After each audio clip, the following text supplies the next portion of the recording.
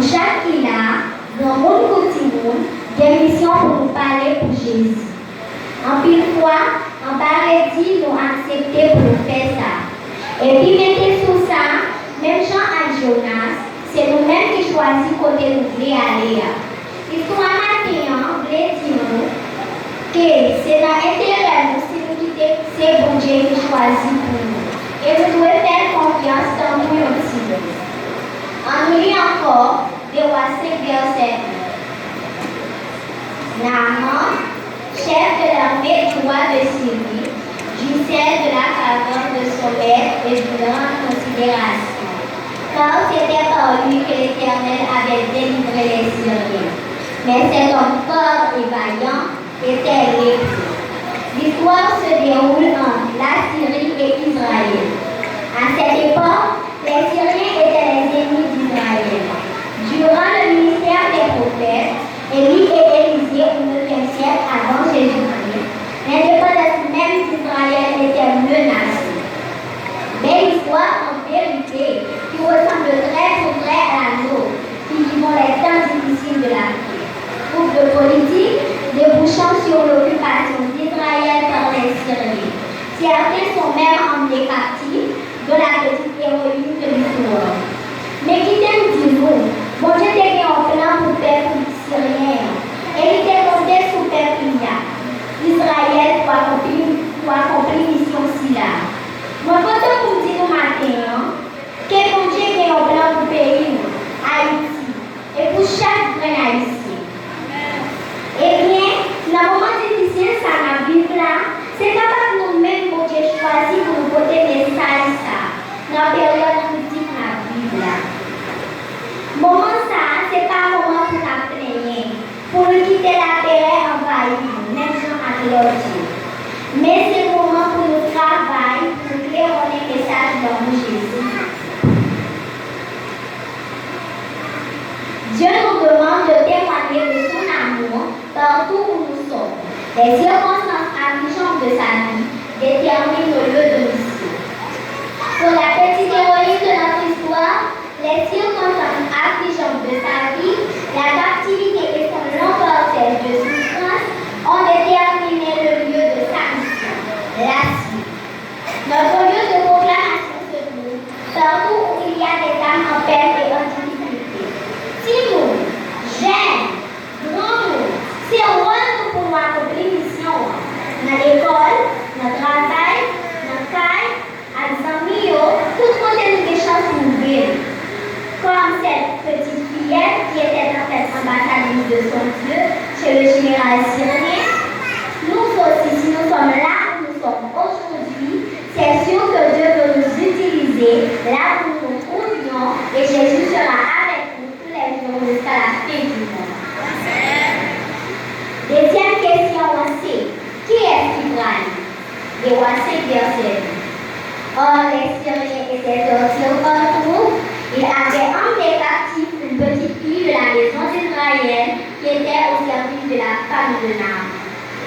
Ce récit nous prouve que Dieu est au contrôle des événements et qu'il peut utiliser n'importe qui pour être l'instrument pour faire éclater sa gloire. Amen.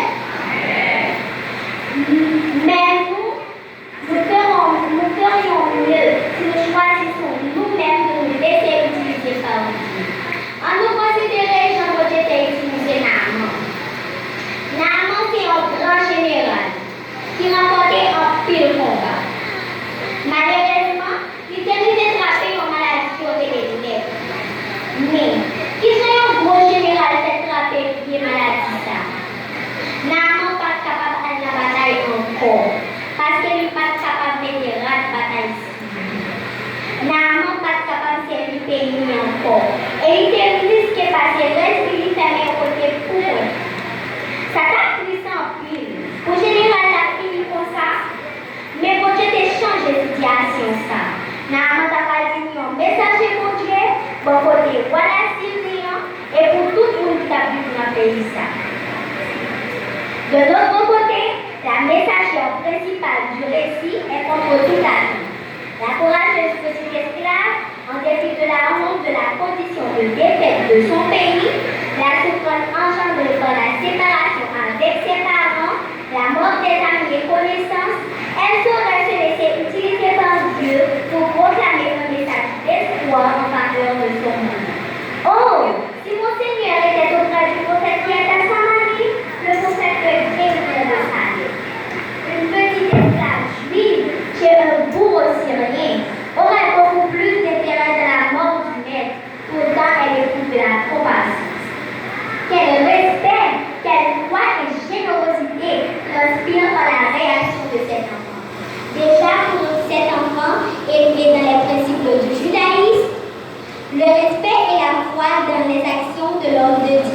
étaient des valeurs qui déterminent son comportement.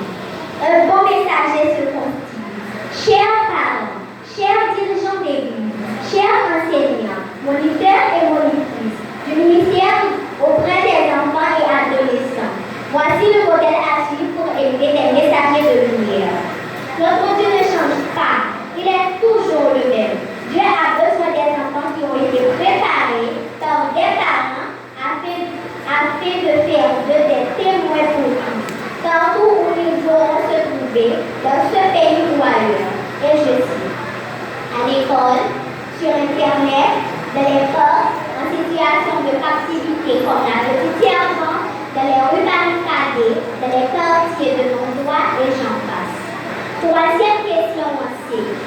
Qui ça nous pourrait dire les moines? Des rois 5 verset 3. Et elle dit à sa maîtresse, oh, si mon Seigneur était auprès du prophète qui est à Samarie, le prophète le guérirait de sa lettre. La meilleure définition pour le mot évangile est bien sûr la bonne nouvelle. Pour un monde qui est malade, une maladie qui n'a pas de traitement, puis pour nous est capable de joindre, c'est qui côté est capable de joindre une guérison. Et voilà la petite ose annoncer cette nouvelle. La guérison se trouve dans ce pays oppressé, humilié par votre armée. La petite, par cette invitation, vient d'envoyer un message de pardon à son oppresseur et celui de son peuple. Matthieu 6, verset 12. Pardonne-nous nos offenses, comme nous pardonnons aussi à ceux qui nous ont offensés. Gagnons message, une bonne nouvelle, pour n'importe où, quel que soit pays, ou les côté ils sont petits, message ça nous joignent dans Jean 3, verset 6.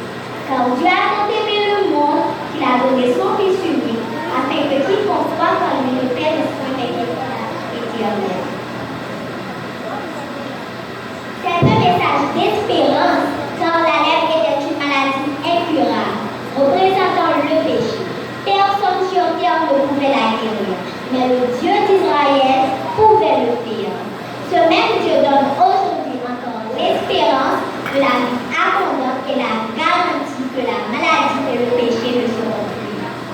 En tant que peuple choisi par Dieu, tout comme Israël, nous avons pour mission de connaître profondément l'Éternel à travers l'étude de sa parole.